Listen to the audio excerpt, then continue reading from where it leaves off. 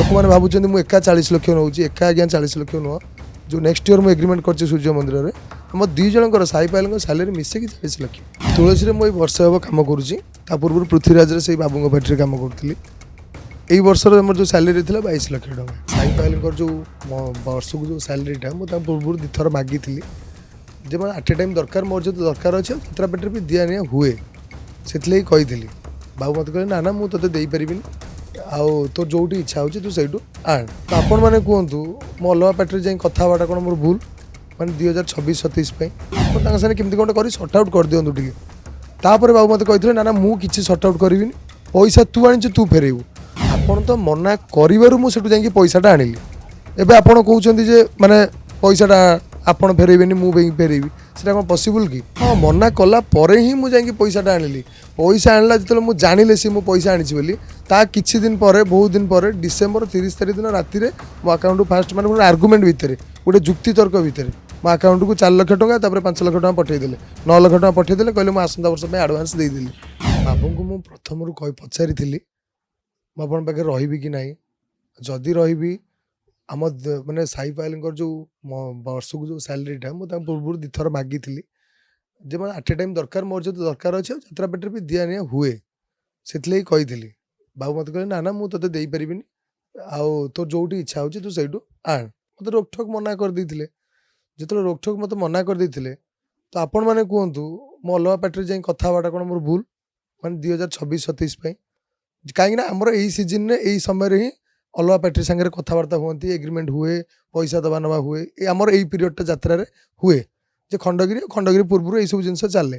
तो मो अलग मालिक सागर कथा पर मुहूर्त मत बाबू कहते ना मुझे ते छाड़बी तू ये रही मुझे जदि आप मत बाध्य कर कहते रही जेहतु मुझे पाखे पुणी आ 5 मास 6 मास कम करी तो बेटर आपन टे कथा जातु क्या मध्यम हो निजे हो कहीं आमर जी सत्य बाबू अच्छा पाकू बाबू अच्छा महत बाबू अच्छा बाबुने भी अच्छा बहुत लोग अच्छा बाबू मैंने अच्छा आपड़ सब क्लोज मैंने आपके केमती कौन कर सर्ट आउट कर दिंतु टे तापर बाबू मत कही ना मुझे सर्ट आउट करी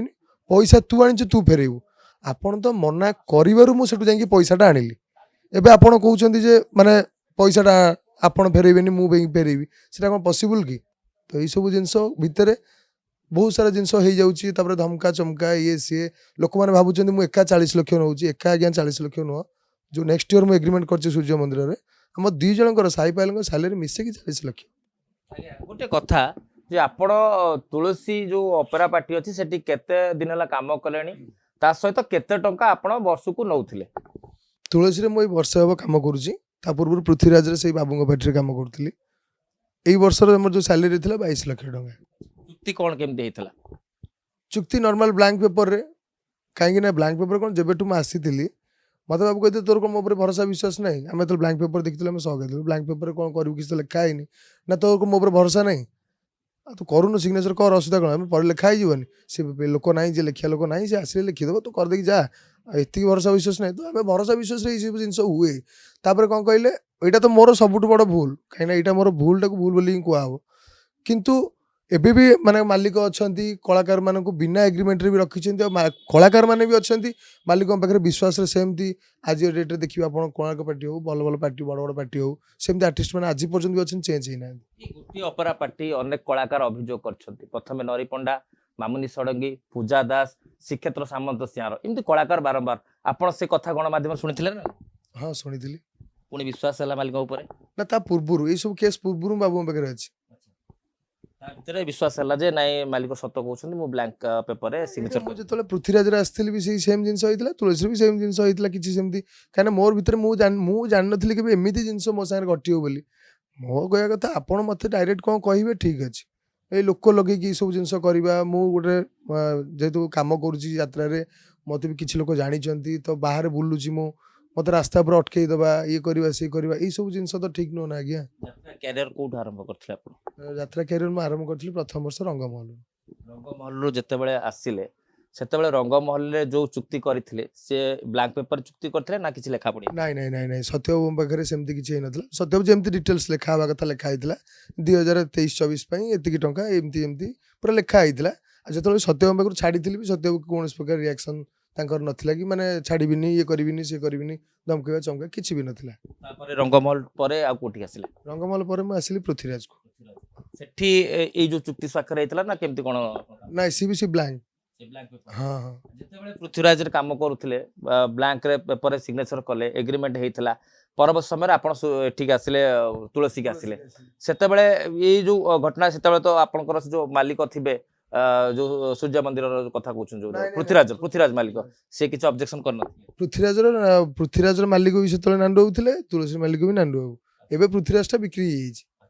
ସେତେବେଳେ କିଛି ଏଟା ଅବଜେକ୍ସନ ନଥିଲା କିନ୍ତୁ ତୁଳସୀକୁ ବର୍ତ୍ତମାନ ଆସିଲା ପରେ ଆପଣ ତୁଳସୀର ପରିଚୟ ସମ୍ପୂର୍ଣ୍ଣ ପରିଚୟ ପାଇଲେ। ସମ୍ପୂର୍ଣ୍ଣ ପରିଚୟ ମୋତେ ଓଡ଼ିଶାରେ ଯେତିକି ଲୋକ ବି ଚିହ୍ନିଛନ୍ତି ଭଲ ପାଇବା ଦଉଛନ୍ତି ବା ଯାହା ବି କରୁଛନ୍ତି କେବଳ ତୁଳସୀ ଗଣନାଟ୍ୟ ପାଇଁ।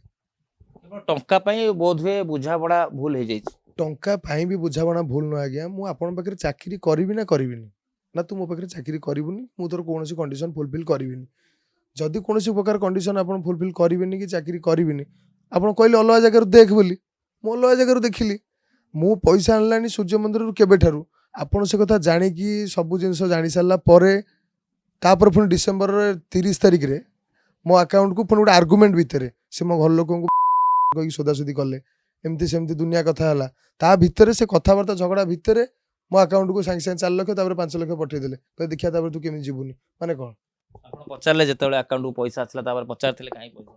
ହଁ ମୁଁ କହିଥିଲି ମୁଁ କହିଲି ଆପଣ ବାବୁ ପଇସା ଦେଇଛନ୍ତି ପଇସା ନେଇଯାଉ ନା ମୁଁ ପଇସା ନେବିନି ଆପଣ କ'ଣ ମୁଁ ତ ପଇସା ନେବିନି ତୁ ତ ମୋ ପାଖରେ ରହିବାଟା ଫାଇନାଲ ତୁ ତାକୁ ପଇସା ନେଇକି ତାର ଫେରେଇ ଦେ ଆମ ଲୋକ ଯିବେ ଯାଇକି ଫେରେଇ ଦେଇକି ଆସିବେ ତା ଭିତରେ ଏଇଆ କରିବେ ସେଇଆ କରିବେ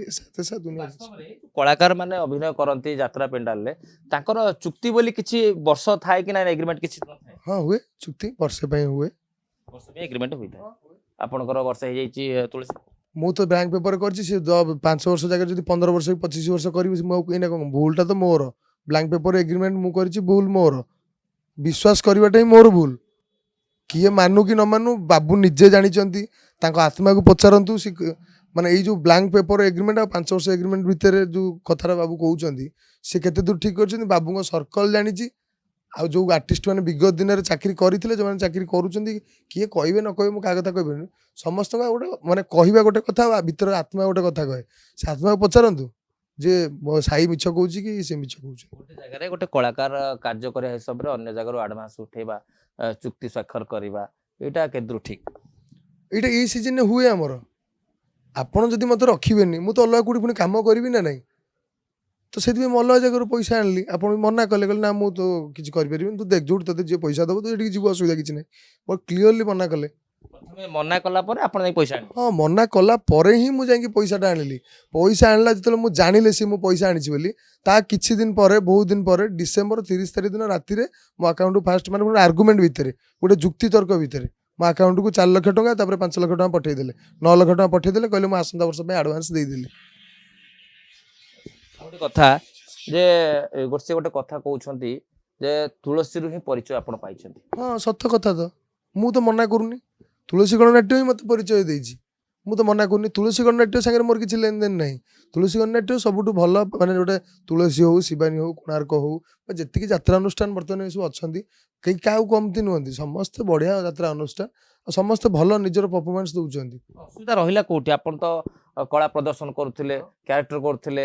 ଠିକ ଭାବେ ଚାଲିଥିଲା କାରଣ ଆପଣ କହୁଛନ୍ତି 5-6 ବର୍ଷ ହେଲା କାମ କଲେଣି ସେଠି ବୋଧେ ତ ଅସୁବିଧା ରହିଲା କୋଉଠି କାହିଁକି ଏତେ ବିବାଦ ଭିତରକୁ ସାମ୍ନାକୁ ଆସିଲା ମାଲିକ ଆଉ କଳାକାର ଭିତରେ? ଦେଖନ୍ତୁ ବାବୁଙ୍କର ଇଚ୍ଛା ମୋତେ ଛାଡ଼ିବେନି ଯଦି ଆପଣଙ୍କର ଛାଡ଼ିବାର ଇଚ୍ଛା ନାହିଁ ପ୍ରଥମରୁ ମନା କରିଦେଇଥାନ୍ତି ନା ତୁ କୁଆଡ଼େ ଯା ନା ତୁ ମୋରି ପାଖରେ ରହିବୁ ଅସୁବିଧା କିଛି ନାହିଁ ମୁଁ ପଇସା ଦେବି ରହିବୁ। ମୁଁ ବି ବାବୁଙ୍କୁ ଡିମାଣ୍ଡ କରିନଥିଲି ଯେ ଆମ ଦୁଇ ଜଣଙ୍କର ସାଲେରୀ ମିଶିକି 22 ଲକ୍ଷ ଆପଣ ଆମକୁ 50 ଲକ୍ଷ ଦିଅନ୍ତୁ କି 40 ଲକ୍ଷ ଦିଅନ୍ତୁ କି କେତେ ଦିଅନ୍ତୁ ଯେତିକି ବି ଦେବେ ମୋର ଯେହେତୁ ରିକ୍ୱାରମେଣ୍ଟ ଆଗରୁ ଅଛି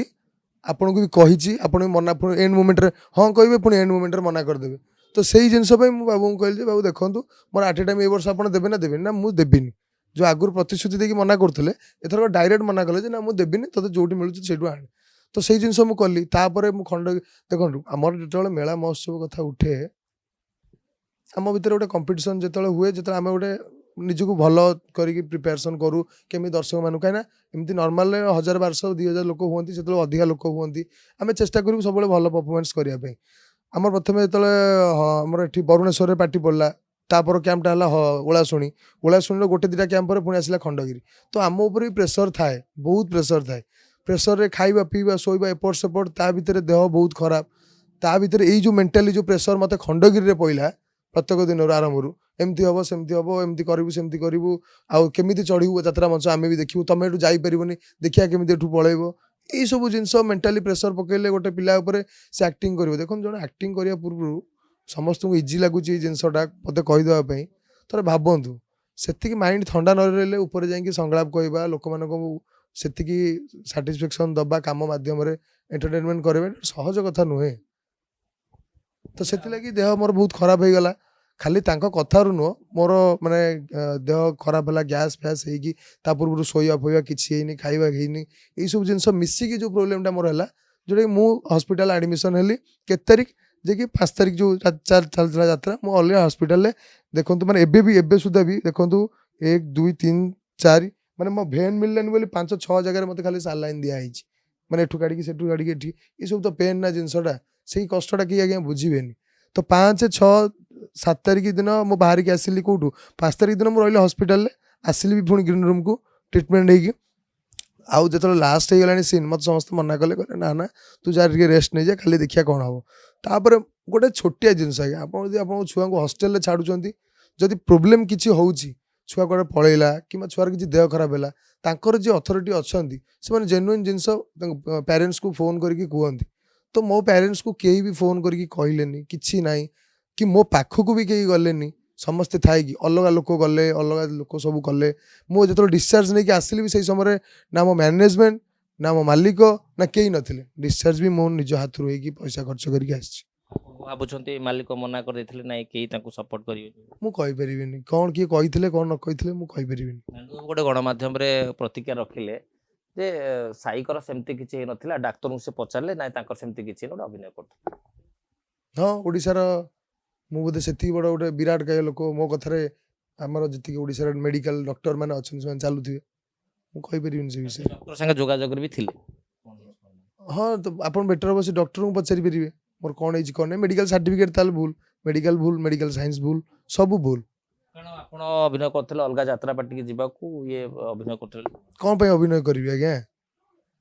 ଯେତେବେଳେ ନିଜ ଗାଁ ପାଖରେ ଯାତ୍ରା ପଡ଼େ ଯେହେତୁ ମୋ ଘର ମାନେ ଖଣ୍ଡଗିରି ପାଖରୁ 22-25 କିଲୋମିଟର ମୋର ଏକ୍ସାଇଟେଡ୍ ଲେଭେଲଟା ଟପ୍ରେ ରହିବ ସବୁବେଳେ କାମ କରିବା ପାଇଁ କାରଣ ମୋ ସାଙ୍ଗସାଥି ମୋ ସର୍କଲ ମାନେ ମୋର ଯେତିକି ନିଜ ଲୋକ ଆପଣା ଲୋକ ସବୁ ଆସିଥିବେ ଦେଖିବା ପାଇଁ ଯାତ୍ରା ବାହାର ଦର୍ଶକ ତ ଆସିବେ କିନ୍ତୁ ମୋର ତ ନିଜର ବି କିଛି ଲୋକ ଅଛନ୍ତି ନା ଯାତ୍ରା ଦେଖିବା ପାଇଁ ଆସିବେ ମୋତେ ଯେଉଁମାନେ ଭଲ ପାଆନ୍ତି ତ ମୁଁ କାହିଁକି ଏଇ ଅଭିନୟଟା ବିଶେଷ କରି ଖଣ୍ଡଗିରିରେ କରିବି ଏଇଟା ଜିନିଷ ଅଭିନୟ ପୁଣି ଦେହକୁ ନେଇକି କଲେ କ'ଣ ଲାଭଟା ମୋର କ'ଣ ହେବ ଆଉ ଏମିତି ଅଭିନୟ କରିଦେଲେ କ'ଣ ଜଣେ ଜଣଙ୍କୁ ଛାଡ଼ିଦେବ କି ଆଚ୍ଛା ଆଉ ଗୋଟେ କଥା ସାଇକର ସାପ ଧରିଆ କନସେପ୍ଟଟା ଏଇଟା ସାଇ ନିଜ ତରଫରୁ କରିଥିଲେ ନା ମାଲିକ ତାଙ୍କୁ କହିଥିଲେ ନା ନା ନା ମାଲିକ ମୋତେ କିଛି କହିନଥିଲେ ଏ ବିଷୟରେ କନସେପ୍ଟ ମୋର ଥିଲା ଏ ଆଇଡ଼ିଆ ବି ମୋର ଥିଲା ଆଉ ସବୁ ସପୋର୍ଟ ମୋତେ ବାବୁ ସମସ୍ତେ କରିଥିଲେ ସାପ ଧରିବା ପାଇଁ ଆପଣ ବିବାଦରେ ପୁଣି ବସିଥିଲେ ହଁ ବସିଥିଲି ତାପରେ ବି ମୋତେ ଯେତେବେଳେ ମନା କରାହେଲା ସାପ ବାହାର କରିବନି ମୁଁ ବି ଆଉ ବାହାର କଲିନି କହୁଛନ୍ତି ସାପ ପାଇଁ ଆପଣ ସୁପର ହିଟ୍ ଯାହା ପାଇଁ ବି ହେଇଥାଇପାରେ ମୁଁ କିଛି ଅସୁବିଧା ନାହିଁ ଯଦି ଜଣଙ୍କ ପାଇଁ ସୁପର ହିଟ୍ କିଛି ଖରାପ କଥା ନୁହଁ